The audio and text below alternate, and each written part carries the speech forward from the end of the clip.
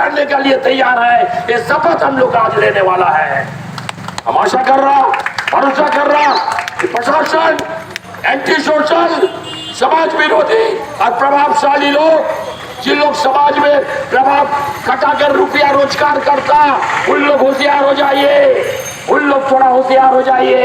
आने वाले दिन खड़गपुर शहर के पब्लिक का लड़ाई का दिन, आने वाले दिन प्रतिवाद के दिन, एक भी नागरिक को अब कोई भी अन्याय होने नहीं देगा।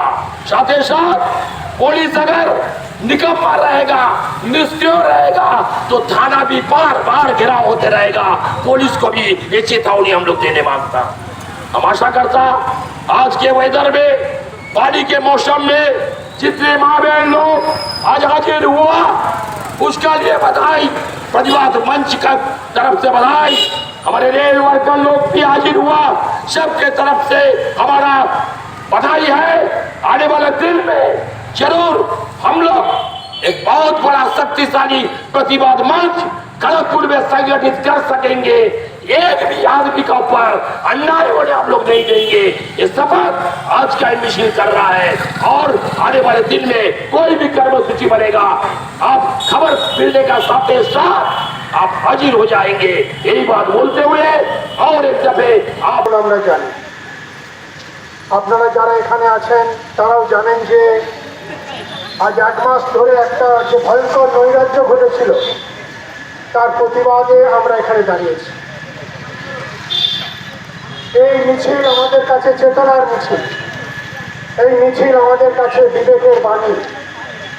আমরা সেই অন্ধ অধিক প্রশাসনকে, বিশেষ করে পুলিশ প্রশাসনকে স্মরণ করে দিতে চাই যে তারা তাদের দায়িত্ব পালন করছেন না। আমরা যারা এই খড়গপুরে সুস্থভাবে বাঁচতে চাই, সুস্থ নাগরিক যারা, তাদেরও অনেক কর্তব্য আছে। সেই কর্তব্য হলো এই যে কোনো দুষ্কৃতি যেন এই শহরে জন্ম না নেয়। বিগত কয়েক মাস ধরে ভয়ঙ্করভাবে আমরা সেই দুর্বৃত্তায়নের মুখোমুখি হচ্ছি। সেই জন্য যে সমস্ত মানুষ শুনছেন, এই ঘটনা দেখছেন, সেটা চুপ করে থাকার কথা নয়। যত চুপ করে থাকবেন, নির্বাক থাকবেন, তত দুর্বৃত্তরা ভয়ঙ্কর হয়ে উঠবে। আমরা চাই না যে এখানে কোনো দুর্বৃত্ত বিশেষ করে ভয়ঙ্করভাবে ক্ষমতার আস্ফালন ঘটাক। তার বিরুদ্ধে এখানে প্রতিবাদ করতে হবে আমাদের। এখানে যারা এখানে উপস্থিত হয়েছেন তাদের সকলকে আমার অভিনন্দন জানাই।